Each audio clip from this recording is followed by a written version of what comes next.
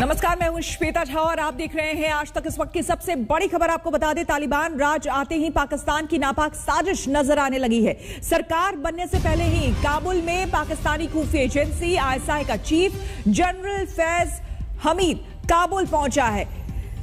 पाकिस्तान और तालिबान की साठगांठ किसी से छिपी नहीं है। इमरान के मंत्री ने तो अफगानिस्तान पर तालिबान के कब्जे के बाद ही जश्न मनाना शुरू कर दिया था और अब जो खबर आ रही है, ISI चीफ फैज हमीद के साथ बड़ा पाक प्रतिनिधिमंडल जो है वो काबुल पहुंच गया है। यानी कि तालिबान की जो सरकार बनने जा रही है 2 से 3 दिनों में, कहीं ना कहीं पाकिस्तान जो है उसकी भी अहम भूमिका उसमें होगी। बताया यह भी जा रहा था कि ये जो तिकड़ी है पाकिस्तान, चीन और रूस की, उसकी भागीदारी देखने को मिलेगी। गीता मोहन हमारे संवाददाता हमारे साथ जुड़ गई हैं। गीता, हालांकि ये कोई छिपी बात नहीं थी कि पाकिस्तान जो है वो कितना खुश है तालिबान के अफगानिस्तान को कब्जा करने को लेकर, लेकिन यहां पर ISI के चीफ के पहुंचने के बाद एक तरह से सार्वजनिक तौर पर मुहर भी लग जाती है इस बात की। बिल्कुल श्वेता, ये देखिए कि अभी तक तालिबान ने अपनी सरकार का ऐलान तक नहीं किया कि कौन वहां के प्रेसिडेंट बनने वाले हैं, कौन सुप्रीम लीडर और प्राइम मिनिस्टर कौन बनेंगे। कैबिनेट नहीं अभी अनाउंस हुआ है, लेकिन फैज हमीद जो ISI के चीफ है वो पहुंच गए हैं सरीना होटल में। ये तस्वीर जो आपको नजर आ रही है ये सरीना होटल की है, जहां पर वो एम्बेसडर मंसूर के साथ खड़े दिख रहे हैं। एम्बेसडर मंसूर खान पाकिस्तानी राजदूत हैं काबुल में और लगातार तालिबान लीडरशिप से मिलते आ रहे हैं। तो ये कहीं कोई सीक्रेट तो नहीं है कि पाकिस्तान की ISI का बहुत ही बड़ा हाथ है। तालिबान के वापस आने की बहुत बड़ी वजह पाकिस्तान है, लेकिन अब देखना ये होगा कि कौन सा बड़ा रोल प्ले करने वाला है पाकिस्तान अफगानिस्तान के सरकार बनने में और की रोल्स जो अफगानिस्तान इस रीजन में अदा करने वाला है उसमें।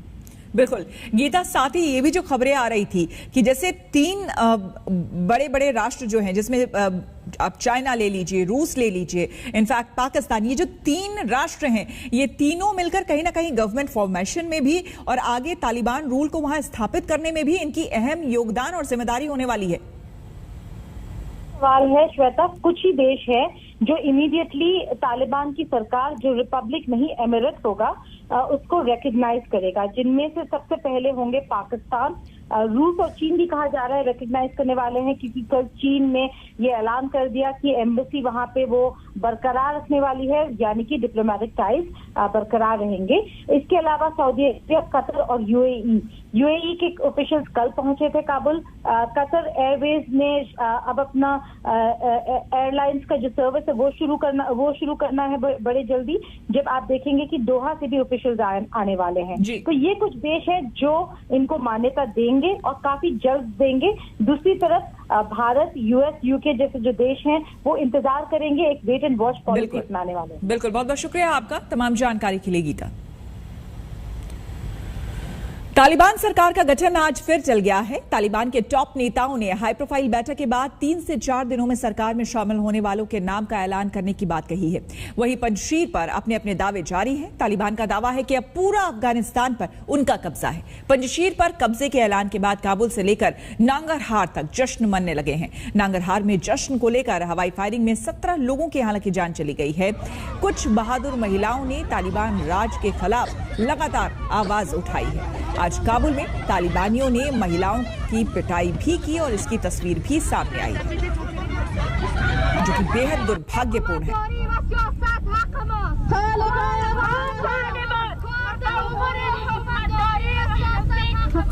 आपको बता दें कि ये प्रदर्शनकारी महिलाएं काबुल में राष्ट्रपति भवन के बाहर प्रदर्शन कर रही थी और वो ये कह रहे थे कि वो बुर्के में रहने को तैयार हैं, लेकिन उन्हें इजाजत दी जाए काम करने की।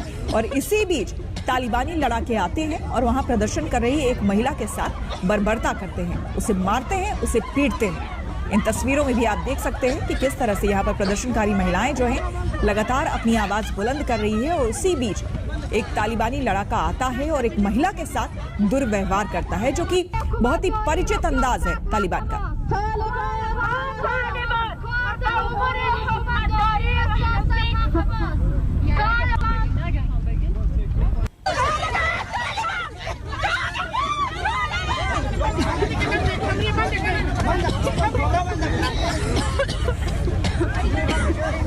तस्वीरों में आप देखिए किस तरह से जब महिलाएं प्रदर्शन कर रही थी उसके बाद अचानक से यहां पर तालिबानी लड़ाके आते हैं और उसके बाद किस तरह से वो व्यवहार कर रहे हैं महिलाओं से।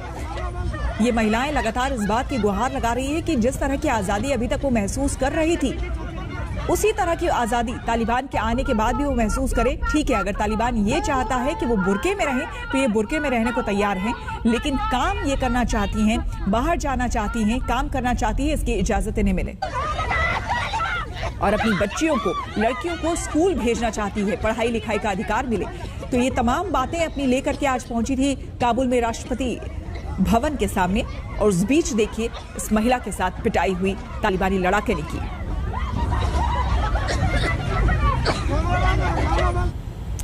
तालिबान अफगान सरकार के खिलाफ मोर्चा भी खोल दिया है। आज तालिबान ने एक कार का वीडियो जारी किया है। इसी कार से पैसे लेकर भाग रहे थे राष्ट्रपति अशरफ गनी, ये बात सामने आई है। तो यही वो कार है जिसके बारे में बताया जा रहा है कि इस कार से ये फ्लीट ऑफ कार्स हैं अशरफ गनी के, जिसके बारे में बताया जा रहा है तालिबान लड़ाके पूरी तरह से कवर करके इसे दिखा रहे हैं और बता रहे हैं कि इसी से पैसे लेकर भाग रहे थे।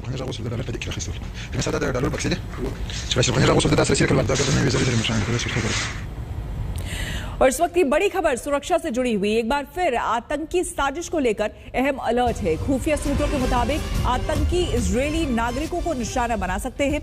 इस अलर्ट के बाद सुरक्षा एजेंसियां चौकस हो गई है। खुफिया जानकारी के मुताबिक 6 सितंबर से जेविश हॉलीडे की शुरुआत हो रही है। ये कई दिनों तक चलता है ज्यूविश हॉलीडे। इस दौरान बड़ी संख्या में यहूदी इकट्ठा होते हैं जिसका फायदा आतंकी उठा सकते हैं। तो बड़ी खबर, आतंकी हमले की बात सामने आ रही है सुरक्षा एजेंसियों की तरफ से। अरविंद ओझा हमारे संवाददाता हमारे साथ जुड़ गए हैं। अरविंद, आपके पास इस खबर को लेकर क्या कुछ जानकारी? ये देखिए, आज तक के पास खुफिया जो अलर्ट जारी हुआ है उसकी कॉपी भी है और उसमें कहा गया है कि 6 सितंबर से जो यहूदियों का हॉलीडे है जिसे नए साल के तौर पर भी मनाते हैं, उसमें आतंकी हमले का अलर्ट है। इसमें कहा गया है कि जो काउंसलेट है, काउंसलेट के स्टाफ हैं, उसके अलावा इजराइल एम्बेसी है, वो भी निशाना बनाया जा सकता है आतंकियों के जरिए। देखिए श्वेता, जनवरी 2021 इसी साल नई दिल्ली में जो इजरायली दूतावास है उसके बेहद करीब आईडी ब्लास्ट हुआ था जिसके आरोपी अभी तक नहीं पकड़े गए हैं। ऐसे में इस अलर्ट के बाद जो एजेंसी है वो काफी चौकन्नी हो गई है। इसमें बताया गया है कि जो कबाद हाउस है उसको भी निशाना बना सकते हैं। तो ये अलर्ट है जिसको लेकर काफी गंभीर है एजेंसियां। बिल्कुल, बहुत बहुत शुक्रिया आपका अरविंद तमाम जानकारी के लिए। रुक करेंगे अगली खबर का। किसानों की लड़ाई अब उत्तर प्रदेश तक आ गई है। कल मुजफ्फरनगर में किसानों ने महापंचायत बुलाई। इसके लिए महापंचायत में देश भर के 300 से ज्यादा संगठन शामिल होंगे। इनमें करीब 60 किसान संगठन होंगे। पंजाब, हरियाणा और राजस्थान से भी किसान मुजफ्फरनगर कूच कर रहे हैं। हरियाणा की अधिकतर खाप भी यहां पर महापंचायत में शामिल होगी। किसान पंचायत को देखते हुए पश्चिमी यूपी में सुरक्षा बढ़ा दी गई। मुजफ्फरनगर और आसपास के जिलों में आईपीएस अधिकारियों को सुरक्षा की जिम्मेदारी दी गई है। आपको ये तस्वीरें हम दिखा रहे हैं। किसानों की लड़ाई देखिए किस तरह से उत्तर प्रदेश तक आ गई है और उसके बाद यहां महापंचायत की तैयारी हो रही है। मुजफ्फरनगर में ये किसान महापंचायत होने वाला है जिसको लेकर तमाम तरह की तैयारियां हो रही है।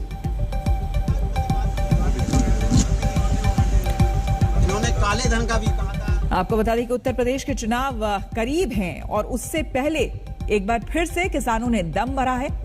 क्या कुछ कहना है राकेश टिकैत का, जरा सुनते हैं। लगभग कितने लोग पहुंचेंगे, एक संख्या अगर आप बता सकें? देखो, इन पंचायतों की संख्या नहीं बताई जाती और ना संख्या बतानी चाहिए। वो तो देखने वाला है कि वहां पे जाएंगे और वो उसको देख के फिर अलग अलग अपना फीडबैक देता है कि कितने लोग यहाँ पे होंगे। लेकिन यह है कि बड़ी संख्या में लोग जाएंगे वहां पे।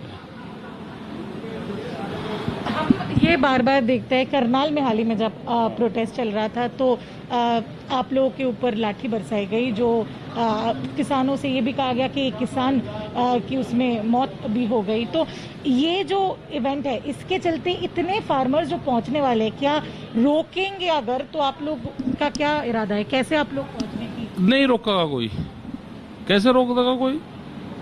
ये कोई सरकारी मीटिंग है या ये हमारी पंचायत है तो इसको नहीं कोई रोकेगा। रोकेगा तो लोग तोड़ कर जाएंगे। भीड़ ज्यादा होती है तो रास्ते वैसे ही चौक हो जाता है, तो इसके चक्कर में कहीं ना कहीं आप लोगों का प्लानिंग क्या है कि लोग घुस के भी अगर कहीं में कोई गड़बड़ी हो गई, वॉलंटियर्स है जो देख रेख रहे? सब वॉलंटियर हैं, वे सब देख रहे हैं, उनकी सब ड्यूटी लगा दी गई। वहाँ इमरजेंसी नंबर सब दे दिए गए और हर उसकी ड्यूटी लगाई, रास्तों पर ड्यूटी लगाई। उनको कल ही किसकी ड्यूटी कहाँ रहनी, कल उसको डिस्पैच कर दिया, सब लोगों को बता दिया, वहाँ पे बता दिया गया। लोगों के रुकने की व्यवस्था वहाँ पे करी गई है। जो वॉलंटियर्स हैं, बाहर से लोग कल ही आना शुरू हो गए थे। यहाँ पे जो गाजीपुर, टिकरी और सिंगू है, यहाँ से भी लोग जाएंगे? ज्यादातर लोग जाएंगे, कुछ लोग, लेकिन ज्यादातर लोग गांव से जाएंगे। और ये जहां पर कल महापंचायत होने वाली है, वहां का जायजा लिया हमारे संवाददाता कुमार कुणाल ने। देखिए ये रिपोर्ट। नवंबर को पिछले साल किसानों का महासंग्राम यानी आंदोलन शुरू हुआ दिल्ली के बॉर्डर पर, लेकिन वो पहुंच गया है मुजफ्फरनगर जो माना जाता है टिकैतों की धरती है। अब ये पीछे आप देखिए कि ये बड़ा ग्राउंड तैयार किया गया है महापंचायत के लिए 5 तारीख को। राजकीय इंटर कॉलेज का ग्राउंड है, ये ऐतिहासिक ग्राउंड है। यहाँ पर पहले भी बहुत बड़ी बड़ी रैलियां हो चुकी हैं, लेकिन इस बार इसलिए अलग है क्योंकि इस बार सिर्फ मुजफ्फरनगर नहीं बल्कि पूरे संयुक्त किसान मोर्चा की रैली यहाँ होनी है। कई राज्यों से यहाँ पर लोग इकट्ठा होंगे और एक तरीके से मिशन यूपी का ऐलान किया जाएगा। तो ये एक बड़ा ग्राउंड है, लेकिन ऐसा कहा जा रहा है ऑर्गेनाइजेशन जो कि इसको पूरी रैली को आयोजन कर रहे हैं कि ये ग्राउंड भी छोटा पड़ेगा। और ये सामने तैयार किया गया है बड़ा सा मंच जिस पर तमाम बड़े नेता रहेंगे, उनकी भी तैयारी की गई है। तैयारी इस वक्त चल रही है, रविवार को रैली है, लेकिन हमारे साथ किस तरीके की तैयारी है, क्या होगी उसकी रूपरेखा, रैली किस किस्म की होगी, ये बताने के लिए भारतीय किसान यूनियन के राष्ट्रीय महासचिव युद्धवीर सिंह जी हैं। युद्धवीर जी, क्यों अलग है ये रैली? ये रैली एक तो ये साधारण रैली नहीं है। आज ये एक विषय को लेकर आंदोलन हमने शुरू किया था कि 3 कानून वापस लिए जाएं और एमएसपी पे कानूनी गारंटी दी जाए। संयुक्त किसान मोर्चे के नेतृत्व में ये आंदोलन शुरू हुआ था। और अब बात प्रियंका गांधी के मिशन यूपी की। जी हां, प्रियंका ने कांग्रेस कार्यकर्ताओं में जोश भरने के लिए आज मंत्र दिया।